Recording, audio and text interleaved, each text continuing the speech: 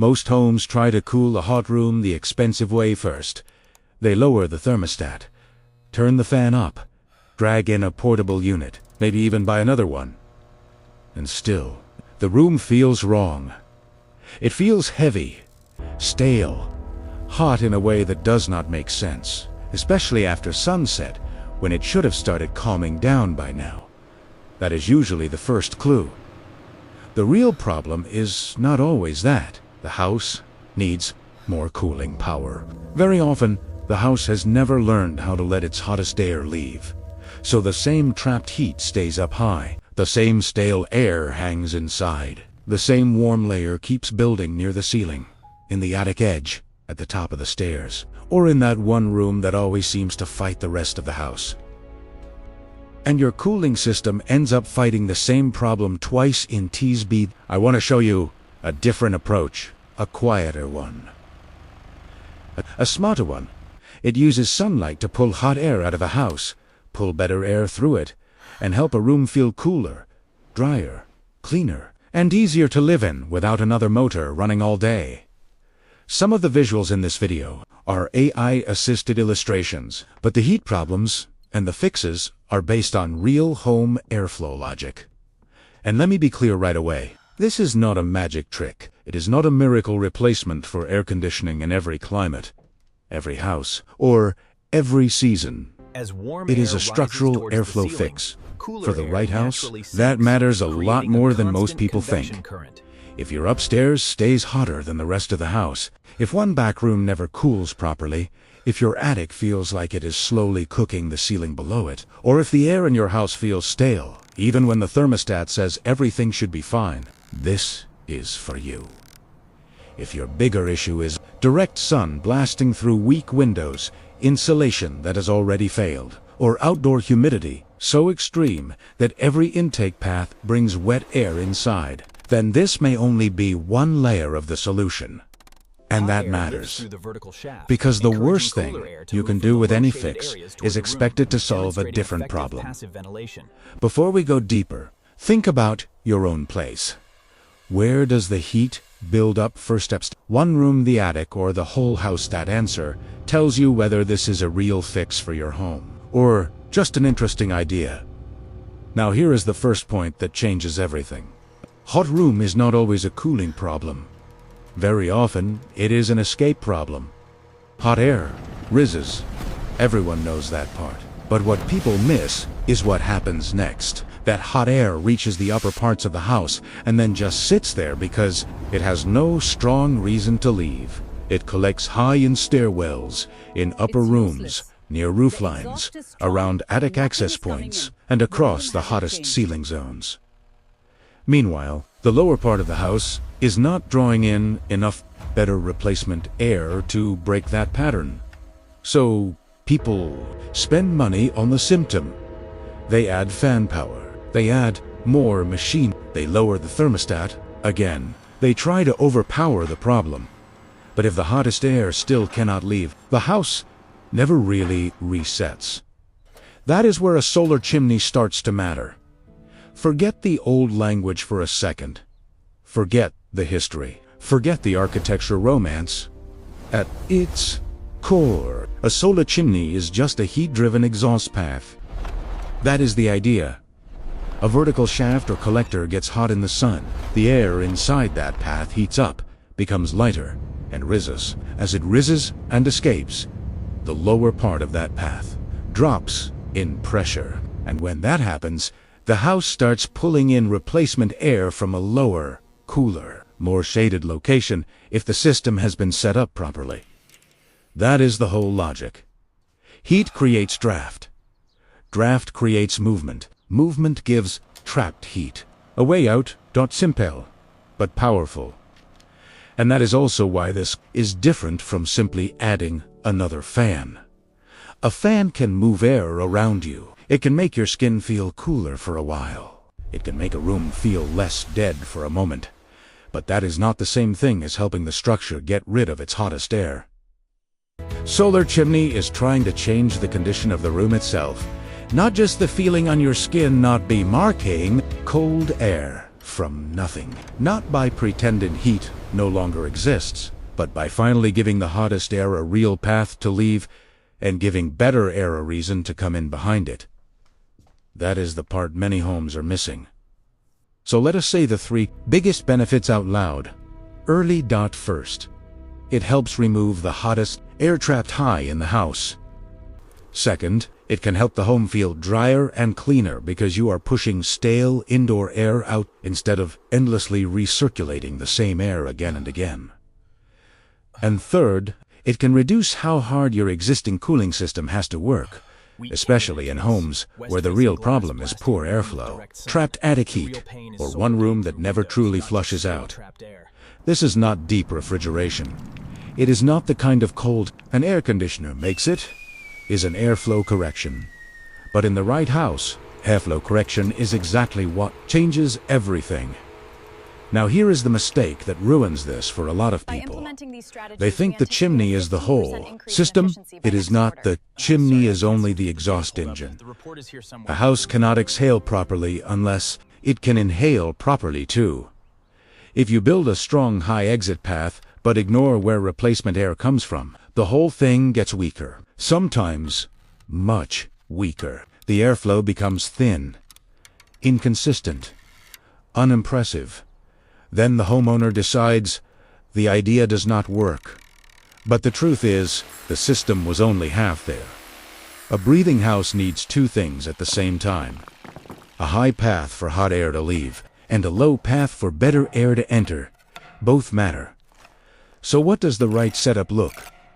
Liqueur exhaust side is high, sunny, and able to build heat.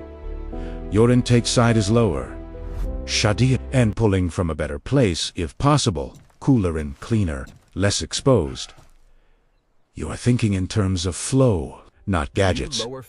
That shift matters more than it sounds, because the goal is not to bolt something strange onto a wall and hope it feels like magic. The goal is to create a pressure difference that encourages the house, or one overheated zone of the house, to move air the way it should have been moving all along. And this is where the system becomes more interesting. On a day when the house is suffering more solar load, the collector side of the chimney can get hotter too. That can strengthen the upward pull. So the same weather that makes your house feel worse can also increase the draft that helps relieve it. That does not mean unlimited power. It does not mean it beats every machine. But it does mean the logic works with heat, not against it. So now the next question becomes the most important one. Is your house actually a good candidate for this, or are you trying to use one fix to cover up three other failures? The best candidates are homes where heat clearly builds high and stays there. Homes where one room or one level is always lagging behind the rest. Homes where stale air is part of the problem. Homes where there is a realistic way to provide a better intake path from a cooler or more shaded location. Think upstairs rooms, converted garages, sheds, workshops, rooms under a hard-baked roof, spaces that trap heat and never seem to clear it properly. The weaker candidates are homes with major insulation failure, extreme solar gain through unshaded glass, very poor attic separation, or climates where bringing in outside air at the wrong time can dump too much humidity indoors. In those cases, a solar chimney may still help, but it is probably not your first fix. That is important, because trust comes from saying where something works and where it does not. Now, a lot of people like to tell the long history here. And yes, there is one. People used systems like this in brutally hot regions because unmanaged heat and stale air were not minor comfort issues. They were daily survival problems.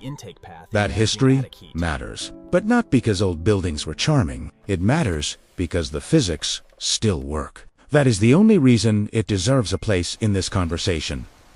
So let us move straight to what this means for a real house. If you are working with an existing home, the simplest path is usually a wall-mounted version on a sunny side of the structure. You need a collector area that takes strong sun. You need a dark heat-absorbing surface. You need some kind of transparent outer layer that helps trap heat in that vertical path. And you need the openings arranged with purpose. One opening high, tied to the exhaust path. One lower connection that allows the room or house to feed that upward pull. And then, just as important as the chimney itself, you need a real intake source for replacement air. That part gets ignored all the time. If the house cannot pull from a better location, then the result will always be weaker than people expect. Sometimes the system moves air, but not useful air. Not enough cooler air. Not enough cleaner air. Not enough relief. That is why intake quality matters so much. If the replacement air is coming from the same overheated side of the house, from some dirty zone, from a place with odor, trapped heat, or extra moisture, then you may get movement without comfort. And that is a frustrating result, because technically something is happening, but the room still does not feel much better. The promise here depends on more than motion. It depends on the quality of the incoming air and the route it takes. That is why the best setups think like a system. Shade on the hot side when possible.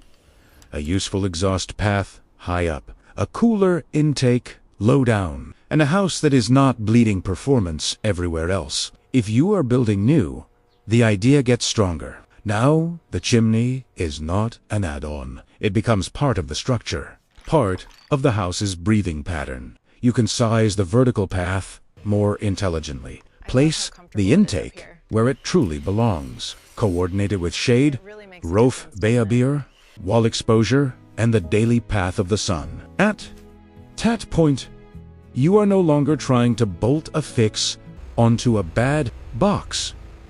You are trying to build a box that does not fail so easily in the first place. Some people take it further and pair the system with an earth tube or another cooler intake strategy. That can be powerful. It can be worth doing in the right project. But I want to keep the main lesson clean.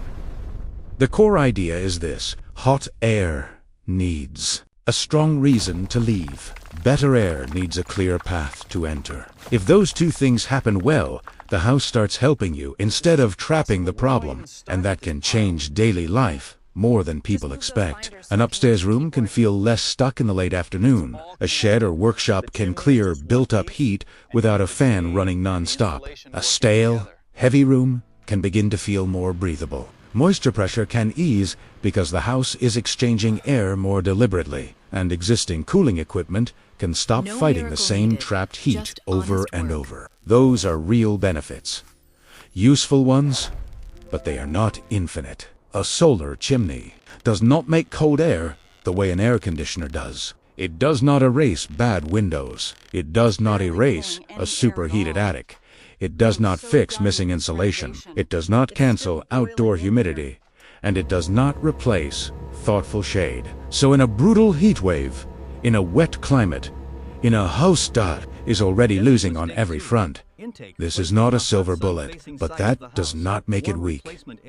It makes it honest. Now let me give you the 3 mistakes that cause the most disappointment. The first mistake is building the exhaust side and forgetting the intake side. People focus on the dramatic part, the sunny wall, the warm shaft, the upward pull. But if the house cannot draw replacement air from somewhere useful, the airflow becomes weak and uneven. The comfort barely changes. Then people say, the idea failed. Usually, the real problem is simpler. They built half a system. The second mistake is choosing the wrong intake location. If you pull from the hot side, from a dirty zone, from a damp area, or from a place with bad air quality, then you may create movement without creating relief. Airflow is not the final goal. Better air is the goal. Cooler when possible. Cleaner when possible.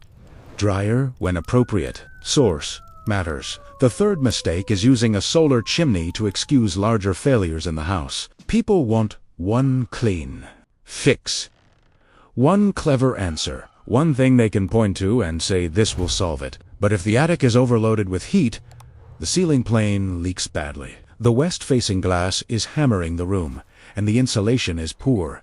Tenopasiba. Exhaust path is going to feel miraculous. It can still help, but it works best when the rest of the house is at least trying to cooperate. So if you want the short version of the decision process, here it is. First, figure out whether trapped high heat and stale air are truly part of your problem. Second, figure out whether you have a realistic low intake path from a better location. Third, look at the rest of the house honestly. Is shade missing? Is the attic dumping heat downward? Are bad windows or major leaks undermining everything? And fourth, decide whether this is your first move or your second move. If the house is basically sound but airflow is wrong, this can be a smart fix. If the house is failing in bigger ways, solve the larger losses first, or solve them alongside this. That is also where passive systems have an advantage that modern housing often forgets. Once the system is built, there are no motors to wear out, no compressor to fail, no extra daily electrical load just to keep the airflow logic alive. That does not mean zero care forever. It means lower complexity, fewer moving parts, fewer things waiting to break. And in a world where people keep paying to correct the same design mistakes again and again, that matters. The deeper reason systems like this never became standard is not that they stopped working. It is that modern building culture became more comfortable selling mechanical add-ons than structural thinking. It is easier to sell a machine, easier to replace a machine, easier to build around a machine. A design principle is harder to package, but none of that changes the physics. So here is the recap that matters most. If hot air cannot leave, cooler air cannot help enough. A solar chimney works by turning sunlight into draft, and draft into a more breathable house. It is strongest when it is paired with the right intake path, useful shade, realistic expectations, and a house that is not failing everywhere else. It is not a magic box. It is a practical way to correct one of the most common cooling mistakes in upper floors. Heat-trapped rooms, sheds, workshops, and stale indoor spaces. If you have dealt with one room that stays hot, no matter what you do, tell me what seems to make it worse. Direct sun attic heat, weak airflow, or humidity that tells me what breakdown to make next. Because once you understand how a house gets rid of heat, the next question becomes obvious. Why do some rooms stay hot long after the sun goes down? That is where the next fix begins.